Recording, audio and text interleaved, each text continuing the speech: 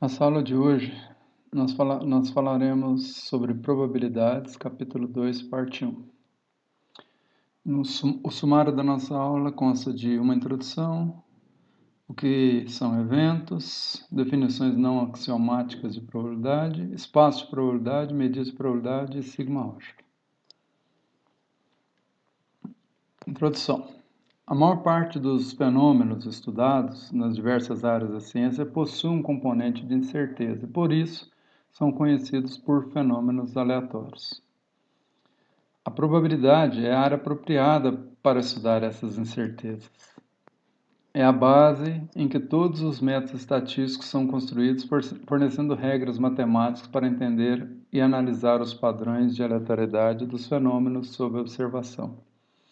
Um bom estatístico precisa ter uma base sólida de probabilidades para formular novas teorias, entender teorias que são colocadas na literatura a todo dia, a todo instante. Então, essa é uma disciplina fundamental para o sucesso de um estatístico. O objetivo, então, de estudar probabilidades é bem específico. Tópicos que são centrais para o entendimento básico da teoria e que tenham conexão direta com problemas de inferência estatística. Então, nós vamos estudar nesse limiar aí apenas.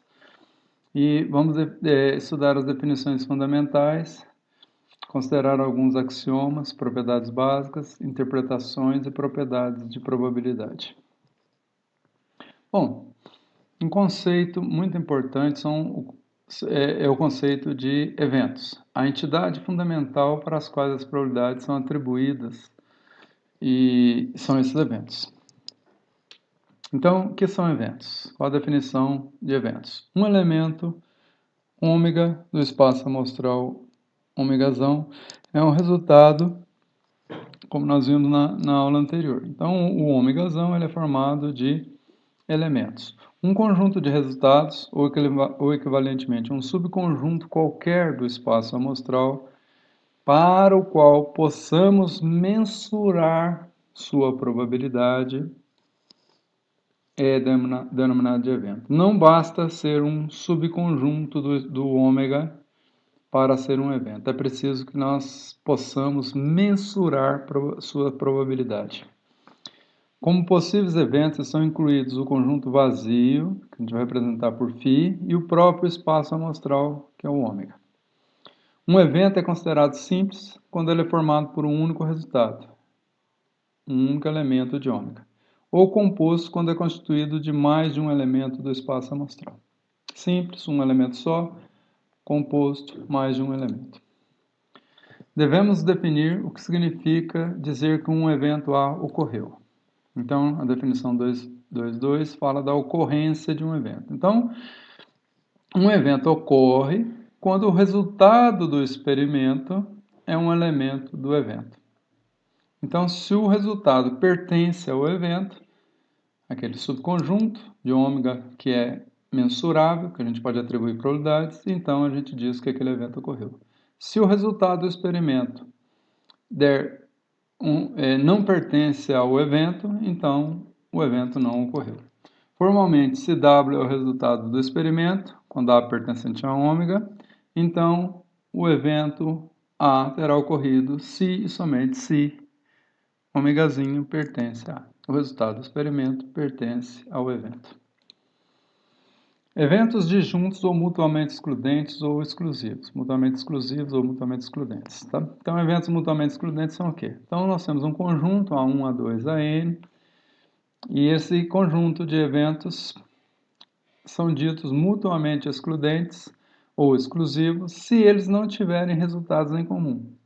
Que, formalizando essa ideia, é dizer que a interseção de AI com AJ é igual ao conjunto vazio, sendo φ o conjunto vazio, como já dissemos, considerando todos os pares I diferente de J e J variando de 1 a N. Então, o A1 com A2, o A1 com A3, o A1 com A4 e assim por diante, até o AN-1 com AN. Se todas essas interseções forem nulas, né, deram um conjunto vazio, então os eventos são ditos mutuamente excludentes, e assim caracterizados como disjuntos. Então, são eventos disjuntos, pois, o que é um evento disjunto? Não podem ocorrer simultaneamente. O que não é ocorrer simultaneamente? Que as suas interseções para todos os pares possíveis, I diferente de J, seja igual ao conjunto vazio. Vamos falar um pouquinho sobre as definições não axiomáticas de probabilidade. Vamos apresentar 3 definições não axiomáticas importantes de probabilidade, as quais são casos particulares da definição formal e moderna da teoria da probabilidade. Vamos considerar um espaço amostral finito para o qual definimos sua cardinalidade por essas 2 barrinhas aqui de ômega. Então, na teoria do conjunto, quando tiver esse símbolo, que a gente usa muitas vezes para módulo, para determinante, se for álgebra de matriz, aqui nesse contexto, nós diremos que é a cardinalidade do ômega. Ou seja, a cardinalidade do ômega representa o número de pontos, o número de resultados do espaço amostral, o número de elementos do espaço amostral. Da mesma forma, vamos definir que cardinalidade A representa a cardinalidade do evento A, ou seja, a quantidade de pontos que constitui esse evento. Então, a próxima definição nossa é a definição, vamos falar da definição clássica de probabilidade. Então, estamos falando das definições não axiomáticas de probabilidade. Então, considerando o espaço amostral de algum experimento, tendo um número finito de pontos, então a cardinalidade do ômega é finita, é um número finito, e igualmente prováveis, então nós dissemos que os pontos do ômega são equiprováveis, e e um evento A contido em ômega, tá? Um evento do espaço amostral.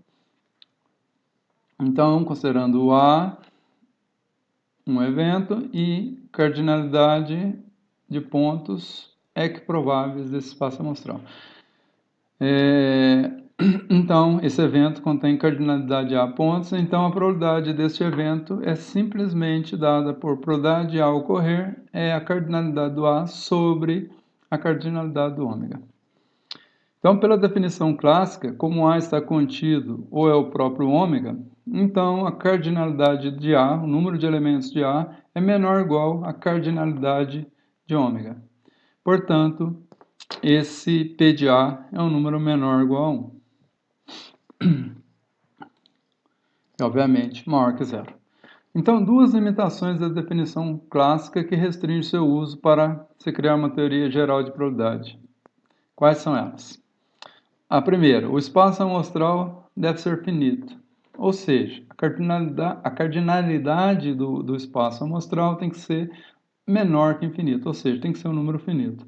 Sendo assim, a definição clássica não é útil para definirmos probabilidade em espaços amostrais infinitos contáveis ou não contáveis. Então, se nós tivermos um espaço amostral em que, por exemplo,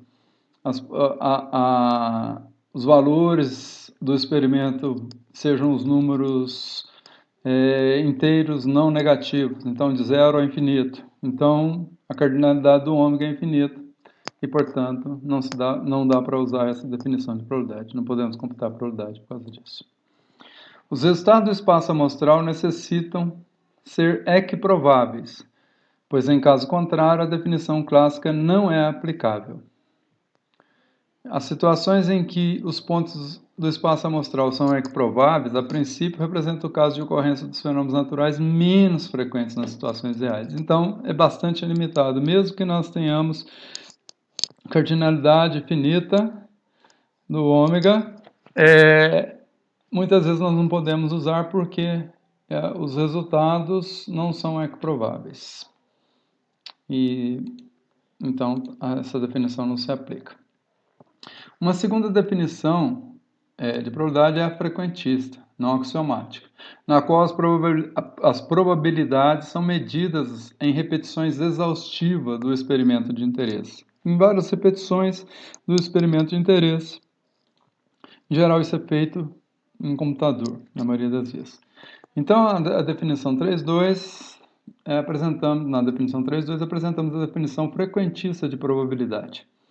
Então, sendo é não o número de vezes que um experimento aleatório é repetido sob condições idênticas, e se considerarmos um evento A do espaço amostral ômega e N é o número de vezes que esse evento A ocorreu nas não repetições que fizemos desse experimento sob as mesmas condições.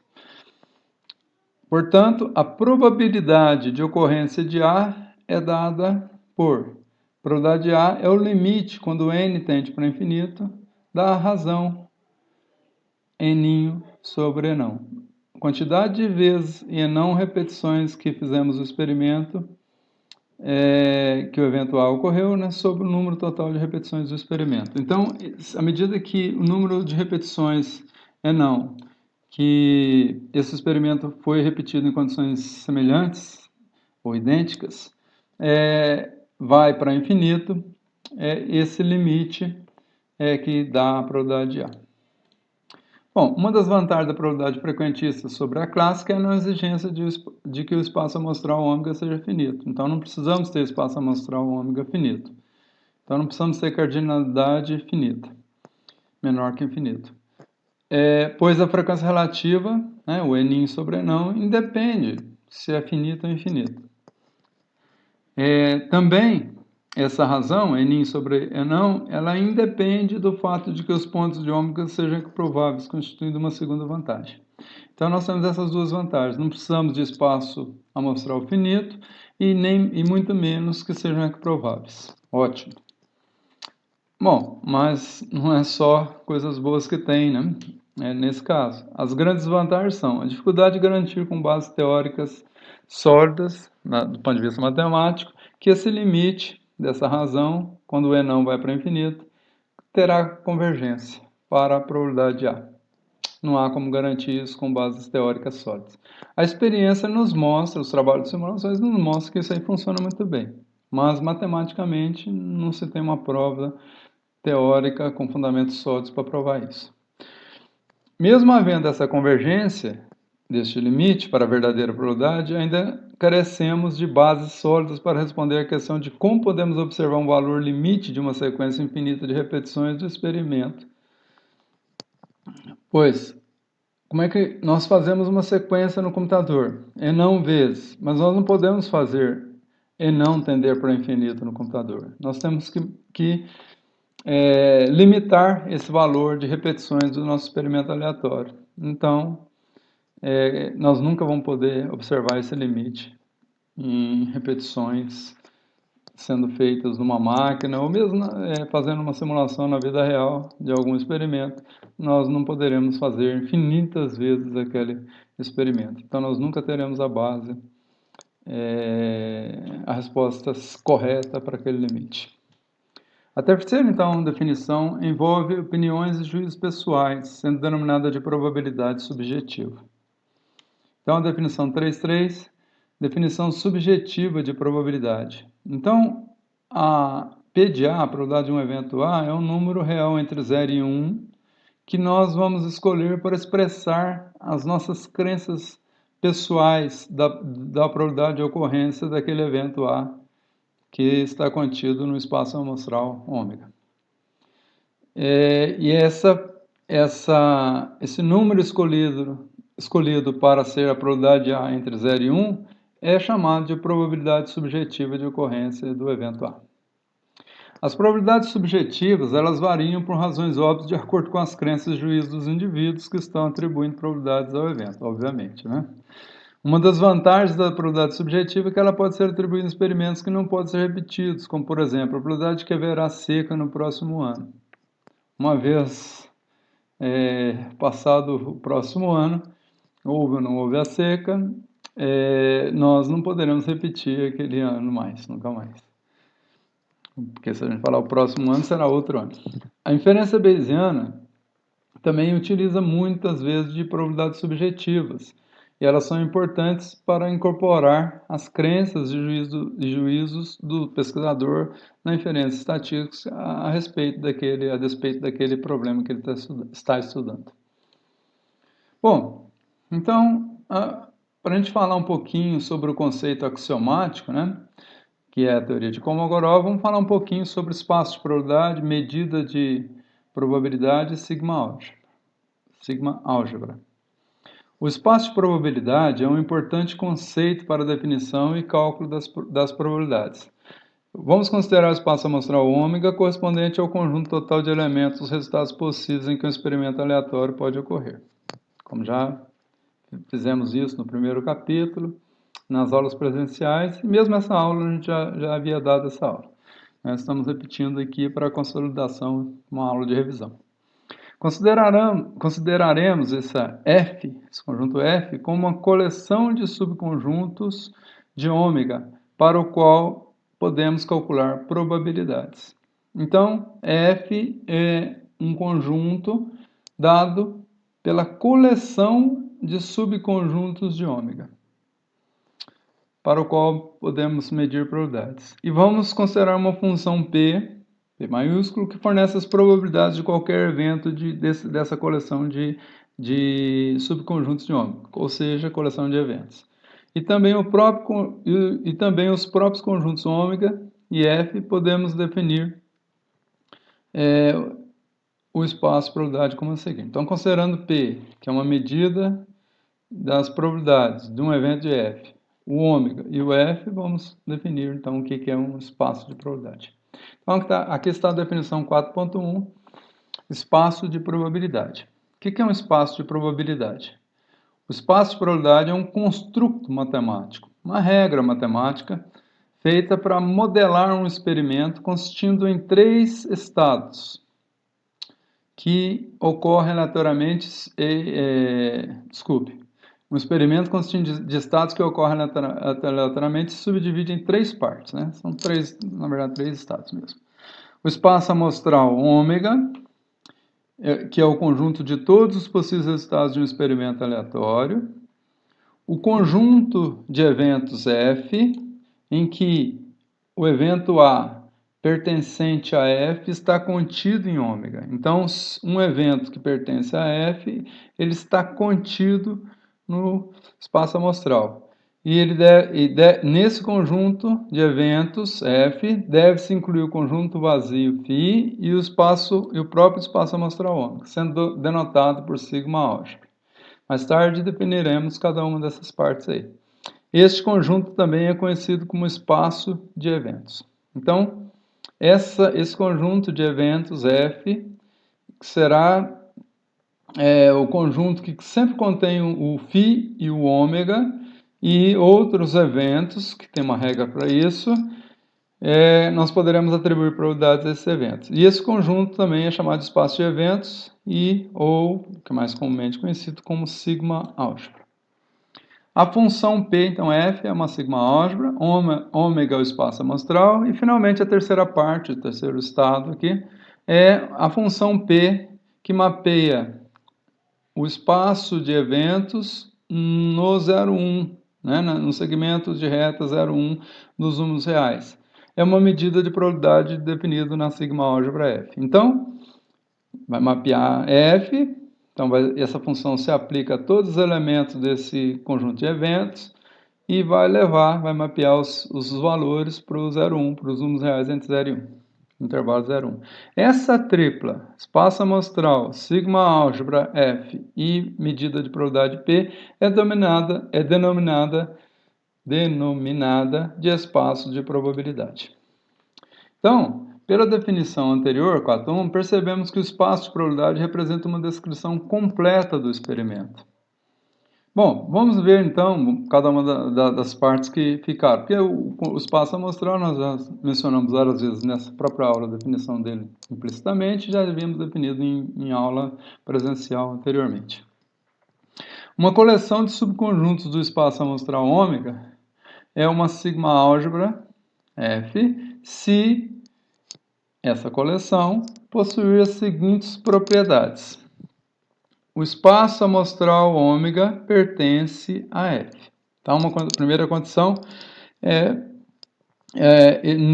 nessa coleção de eventos, um dos seus elementos, seu próprio ômega. Para todo subconjunto A contido em ômega, então, qualquer subconjunto A é contido em ômega, né? Então, um subconjunto A contido em ômega. Então, se A pertence a F, então, se o A faz parte da coleção de eventos, faz parte da sigma álgebra, pertence à sigma álgebra, então o complemento de A deve pertencer à sigma álgebra também. Então, se A pertence a F, A complementar também pertence a F. Implica que A complementar pertence a F, a sigma álgebra. E para uma coleção finita ou infinita contável de subconjuntos. Então, podemos ter A1, A2, A3 até a N, ou então A1, A2, A3 até A infinito. Contidos em ômega, então, subconjuntos de ômega, cada um deles. Contável, um número finito, ou contável infinito. Um número infinito de eventos aqui, mas contáveis, que tem associação 1 para 1 com os números inteiros. Então, se cada um, né, dos AIs pertence a sigma álgebra, para todo I, portanto, então a união dos AIs vai pertencer a F. Então, veja, se A está contido em ômega e A pertence a F, o A complementar pertence a F. Uma série de conjuntos, uma coleção de conjuntos, finita ou infinita, contável, de ômega, contidos em ômega. Se cada um deles pertence a F, a união deles pertence a F. Então, para ser sigma álgebra, tem que ser uma coleção que contém o ômega. Se um conjunto está lá, o seu complemento tem que estar. Se um grupo de conjuntos, uma coleção contável de subconjuntos está nessa sigma álgebra, para todo I, então a união desses eventos pertence à sigma álgebra F. Os dois extremos exemplificadores de uma sigma álgebra são dados pelas coleções, por exemplo, uma sigma álgebra dada por o F aqui, né, dado por φ, conjunto vazio, e o ômega. É a mais simples, contém dois elementos. E 2 elevado a ômega é uma maneira de ilustrar a maior sigma álgebra. Então, aqui, na verdade, quando a gente põe elevado a ômega, a gente quer dizer 2 elevado da cardinalidade do ômega. Então, se eu tiver um ômega com 3 elementos, eu terei 2 a terceira.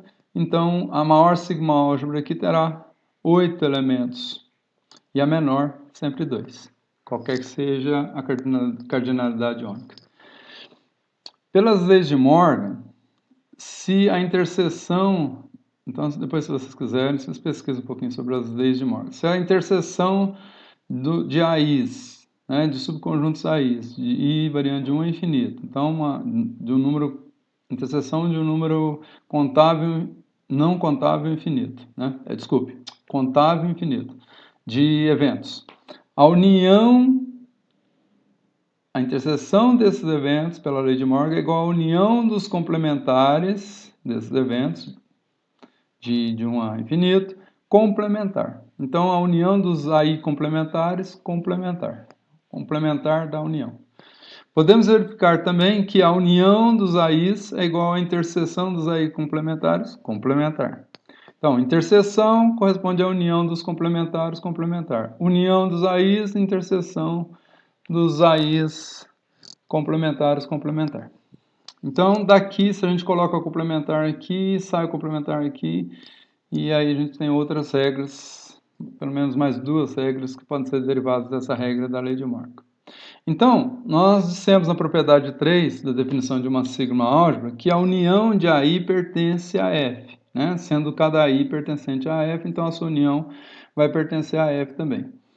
E se a gente utilizar essas relações aqui, que acabamos de apresentar, e a propriedade 2, que diz que o complemento, se AI pertence, o complemento de AI também pertence a sigma álgebra, nós podemos dizer também que a interseção dos AIs pertence a F. Então, se a união de AI pertence a sigma álgebra, a sua interseção também vai pertencer a sigma álgebra. Então, dessa forma, a gente diz que a sigma álgebra ela é fechada sobre operações contáveis de complemento, união e interseção.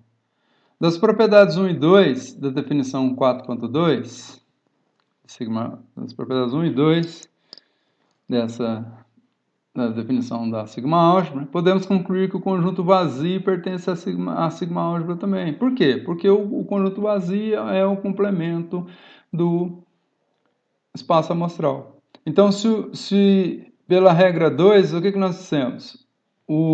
Se A pertence a sigma álgebra, o seu complemento também pertence à sigma álgebra. Na opção, na propriedade 1 da definição, nós falamos que o ômega sempre vai pertencer à sigma álgebra F. Portanto, pela propriedade 2, se o ômega pertence, o complemento dele também deve pertencer. E o complemento do ômega é o conjunto vazio, obviamente. Não tem elemento no espaço amostral que não tenha sido contemplado, não existe complemento do espaço amostral, então dá um conjunto vazio. Então, na sigma álgebra, a menor sigma álgebra que a gente acabou de apresentar tinha φ e ômega, por causa disso. Então, ela tem que ter ômega, mas ela tem, pela regra 2, tem que ter o complemento dele. Por isso que a menor sigma álgebra é φ e ômega, que nós apresentamos nesse slide aqui. Menor sigma álgebra.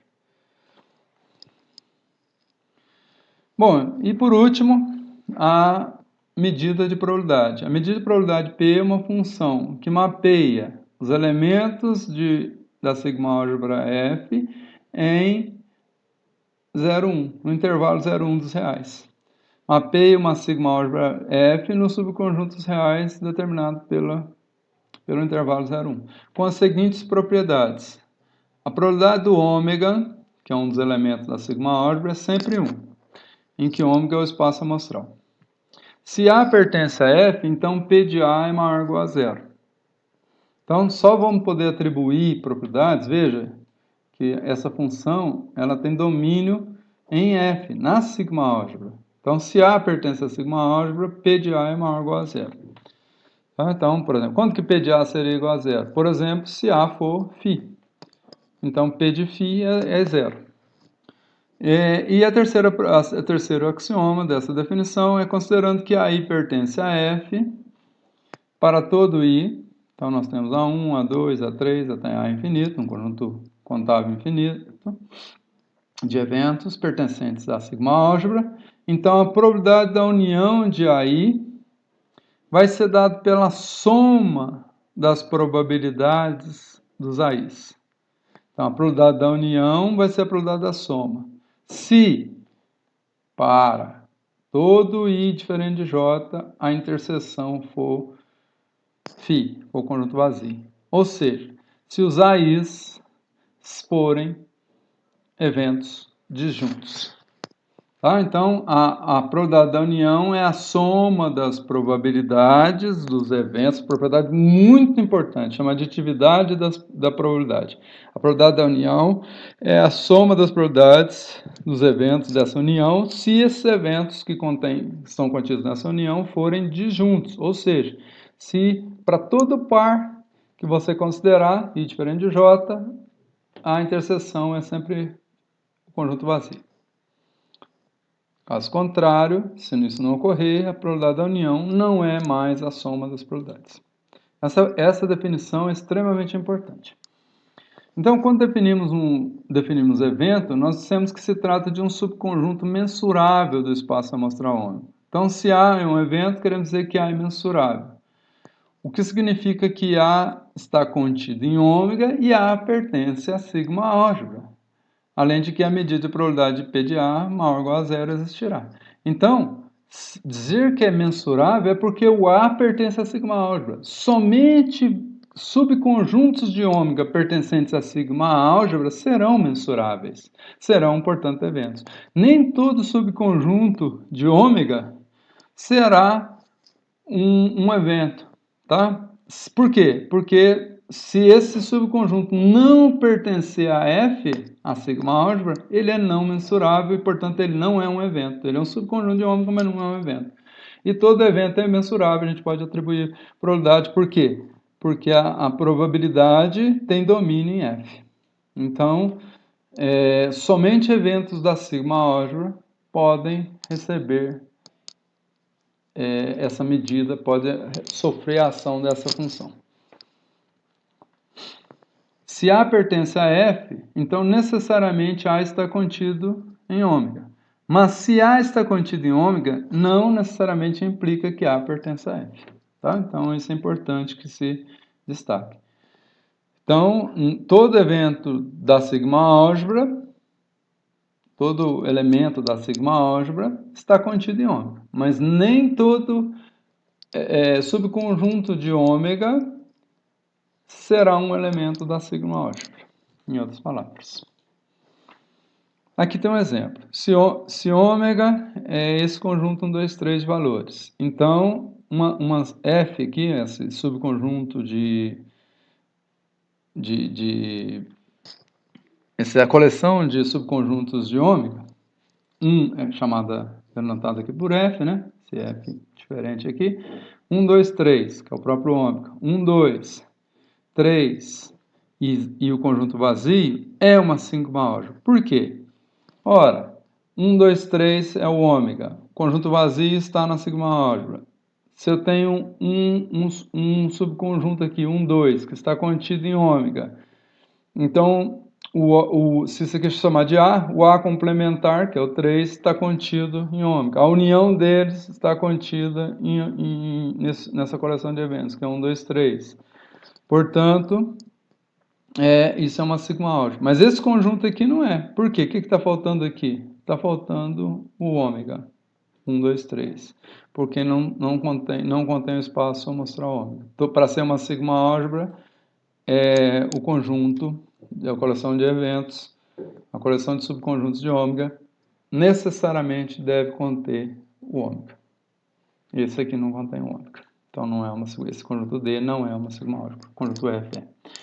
No primeiro caso, qualquer sequência dos elementos de F e suas uniões pertence à sigma-álgebra.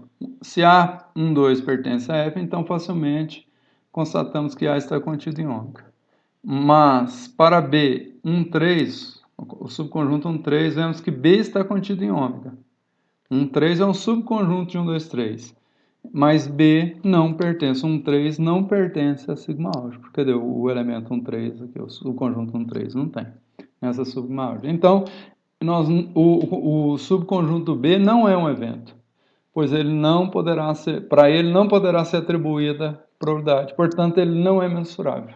Para ser evento, no rigor matemático das leis de Kolmogorov, o subconjunto tem que pertencer a F. O B não pertence a F, portanto, ele não é uma sigma-álgebra, portanto, ele não é um evento, não pertence a sigma-álgebra, portanto, ele não é um evento, portanto, não é mensurável. Não pode ser atribuído probabilidades. Aqui tem um exemplo, sigma-álgebra medida de probabilidade.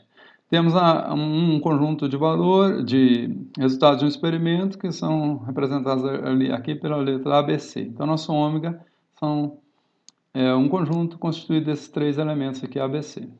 E aqui foi dado que a medida de probabilidade do evento A, do evento que tem um elemento só B, é igual a 1/6.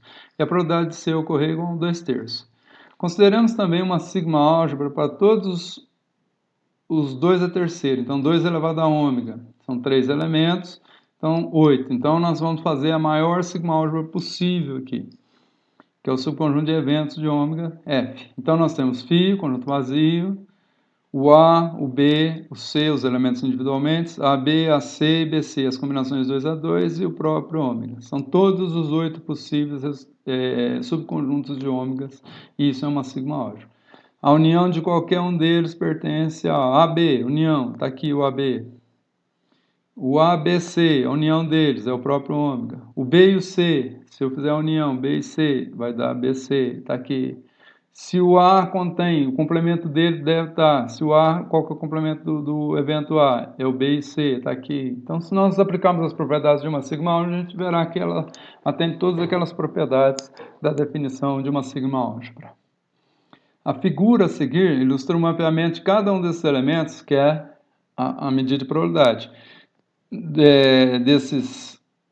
O subconjunto de cada um desses eventos, que são subconjuntos da sigma-álgebra F, não, são subconjuntos pertencentes à sigma-álgebra F, no intervalo 0,1, pela medida de probabilidade P.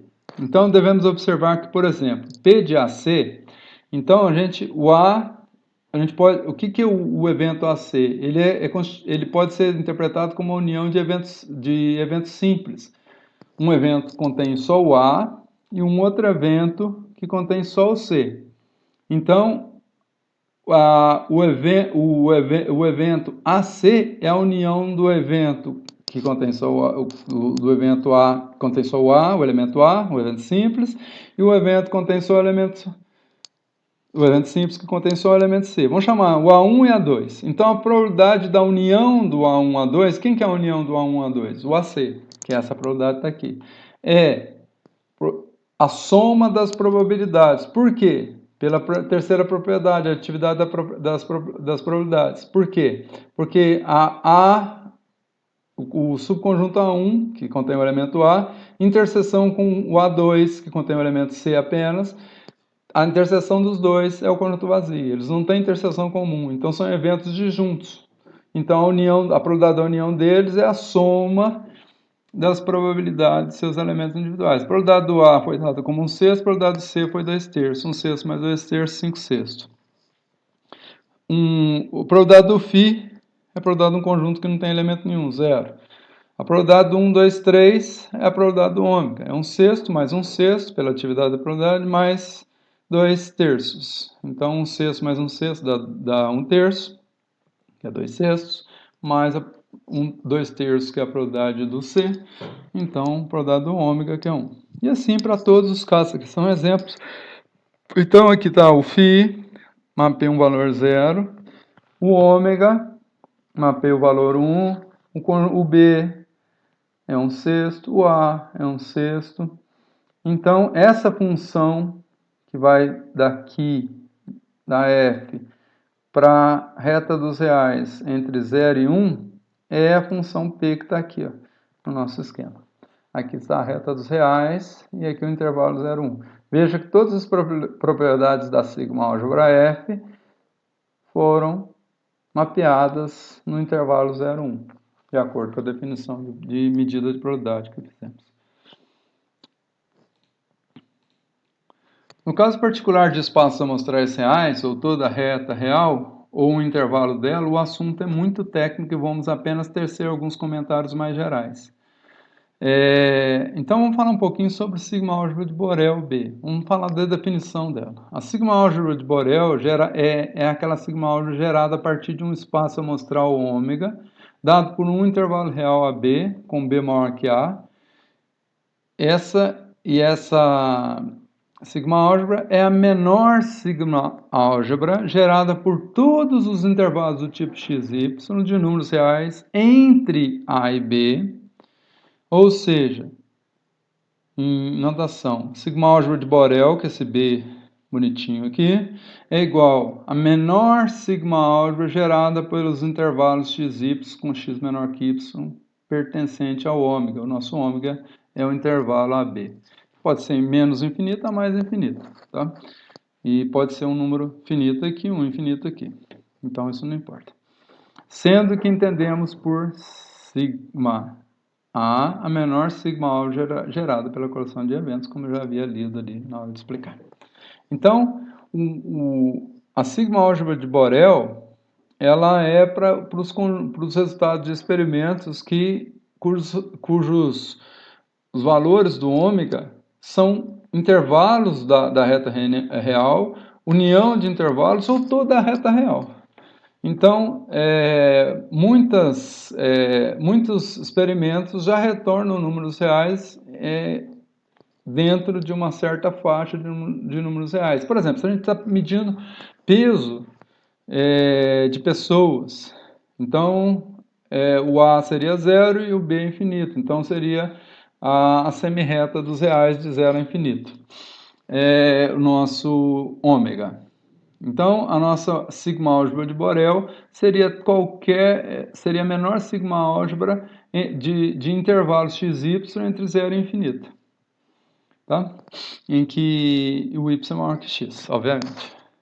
Então, isso é bastante técnico, isso é para que a gente possa atribuir probabilidades para quaisquer intervalos do nosso espaço amostral.